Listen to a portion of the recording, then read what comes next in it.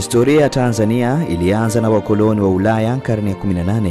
Ilikuwa na dola ndogo za miji katika mwambao baada ya kukaliwa na Waarabu kutoka Omani. Ilikuwa karne ya 7 baada ya mwaka 1499 wakati baharia wa Kireno Vasco da Gama alipotembelea visiwa vya Zanzibari. Baada ya takriban miaka 100 au kabla ya karne ya 16, Wareno waliichukua Zanzibar.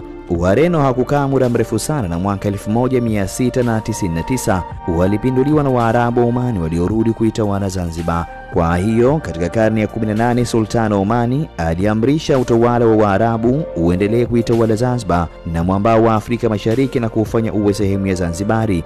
Mwaka 1440 wakati Sultan Said bin Sultan alipohamisha mji wake mkuu kutoka Omani kuja Zanzibar, biashara ya utumwa na pembe za ndovu ilistawi kwa kasi. Mwaka 1861 utawala wa Sultan wa Zanzibar na Omani ulitengana baada ya kifo cha Said.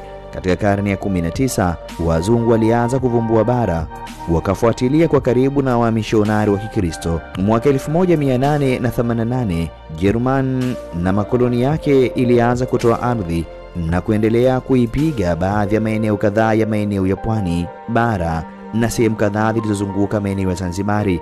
Mwaka 1890 Uingereza ilichukua hadhi ya kulinda Zanzibar, ikakomesha biashara ya utumwa na kutambua madai ya Ujerumani kwa bara. Ujerumani iliongoza Afrika Mashariki na German East Africa ilianzishwa rasmi kama koloni mwaka 1897. Mwaka 1905 mpaka mwaka 1907 vita vya Majimaji ilizimwa kikatili na majeshi ya Kijerumani. Matukio ya dunia yaliyojitokeza kutokea kwa vita vya kwanza vya dunia, na kama ilivyokuwa huko barani Ulaya, Ujerumani iliongoza tena German East Africa na haikukwepa vita hivyo. Ingawa vita vikali havikuchukua muda mrefu kutokana na kushindwa kwa Ujerumani East Africa na Waingereza. Na mwaka 1916 na mwaka 1919 pia iliyokuwa Umoja wa Mataifa ndio iliipa Uingereza mamlaka kutawala sehemu ya German East Africa iliyojulikana kama Tanganyika. Na mwaka 1946 Tanganyika ilikuwa nchi hii iliyo huru chini ya udhamini wa Umoja wa Mataifa.